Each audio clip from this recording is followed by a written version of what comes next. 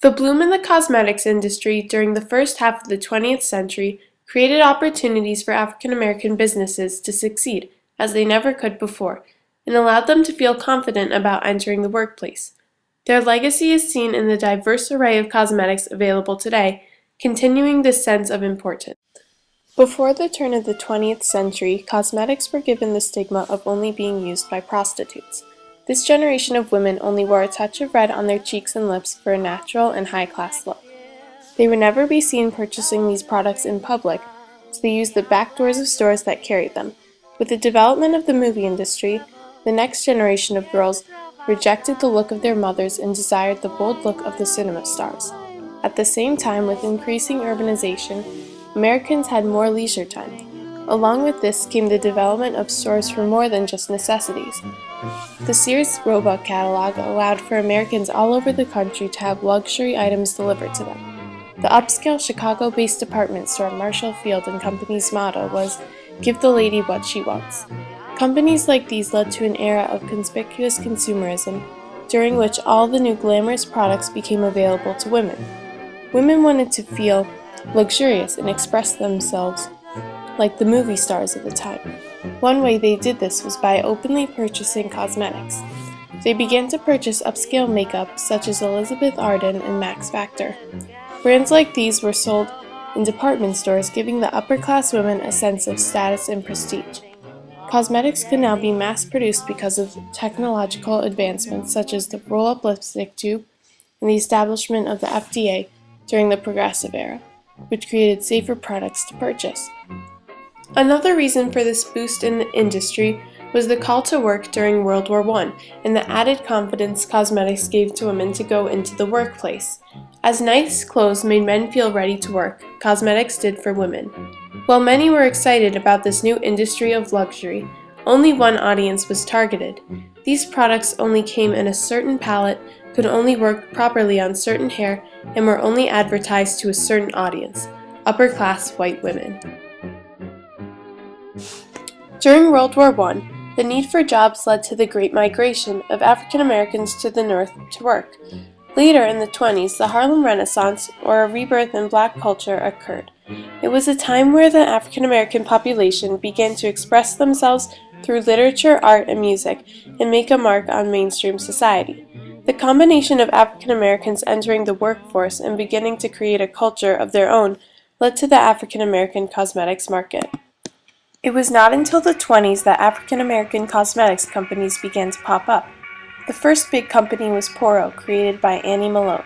She had a difficult beginning, having been orphaned. When she was in high school, she got her start experimenting with hair products, specifically hair straighteners for African American hair. After this became a successful business, she decided to open the first college to teach women how to make a living in cosmetology. She also hired many women to work for her in manufacturing. This was especially important considering the huge boost in industry experienced across America after the Second Industrial Revolution. She wanted not only to teach women about cosmetology, but also how to feel confident about themselves and their ability to make an independent living in the world of marketing. In the 30s, she moved her business from St. Louis to Chicago, where there was a bigger job market in the more urbanized setting. As her business grew, she felt it was important to give back to the African American community and made it a priority in order to further advance their opportunities. The need for specialized hair care products in this industry led to another of the most successful African American corporations. Started in the 50s was the Johnson Products Company. George Johnson was working for a cosmetics firm, and one of the barbers there was not satisfied with any of the hair products. Johnson and a chemist came up with a much better straightening product, which would require a $500 investment to launch. The barber put in $250, and Johnson got his other $250 half by telling a loan officer that he needed the money for a vacation to California. He was turned down the first time he applied for a loan when he said he needed the money to start a business. By 1969, his AfroSheen line of products made over $11 million and was the first minority firm to be listed on the New York Stock Exchange. He stationed his business on the south side of Chicago, next to the Dan Ryan Expressway. They had a policy of hiring and training a diverse group of people so that they could really excel at their careers. They also had a campaign against domestic violence through their women's hairline, Gentle Treatment, to build self-confidence for women everywhere. The development of companies such as Poro and Johnson were significant because they were among the first successful minority businesses. They were able to achieve this through the cosmetics industry and by specifically targeting the needs of the African American community, an audience that had not been addressed before.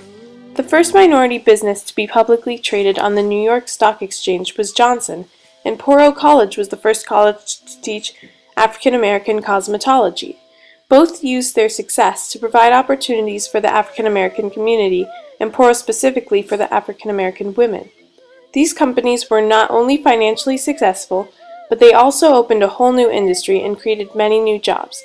They gave the African American community the same feeling of luxury and confidence as the upper-class women who this industry had been previously built around. The growth of the African American cosmetics industry was made possible by the availability of products in neighborhood stores. Walgreen Company was started in 1900 in the same neighborhood that would eventually become the Poro headquarters, on the south side of Chicago. While Marshall Field catered towards the upper-class lady, Walgreen Company catered to everyone. Unlike downtown department stores, neighborhood Walgreens stores sold African American cosmetic products. Walgreens, Poro, and Johnson were able to grow on Chicago's south side because of the immense segregation of the city of Chicago. As immigrants moved into cities during the urbanization of the Gilded Age, different ethnic groups wanted to settle with others who spoke the same language and had the same background of hardships from their native lands as each other. For African Americans, this was no different. They had shared the hardships of growing up in the slave culture of the South. Many fled to the North during Reconstruction and wanted to settle together just as the immigrants did. Because of this segregation, white people were not as aware of the neglect of the black women with products.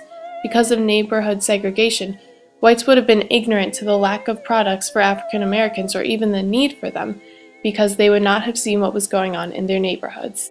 The cosmetics industry gave African Americans a start in the market economy. It allowed them, a minority, to become part of the larger America. Just as it allowed for women to enter the workplace and step out of their sphere of domesticity, it also was the stepping stone for African Americans to exercise their economic rights as citizens and have an influence on the American market and society. Today, one can walk into a local Walgreens, which has become America's largest drugstore chain, and find an entire aisle devoted to African American hair products. Along with this, mainstream cosmetics companies are now selling lines devoted to African American products, such as the CoverGirl Queen line. There are now also entire companies devoted to cosmetics for women of color, such as Iman, Black Radiance, and Black Opal. These companies and lines have only been around for a decade, though. While people like Annie Malone and George Johnson set the stage for the growth of the ethnic cosmetics industry, change and progress have only begun to occur on the large scale now. These changes now include a full palette for every ethnicity, products for a wide range of hair types, and advertising aimed at everyone.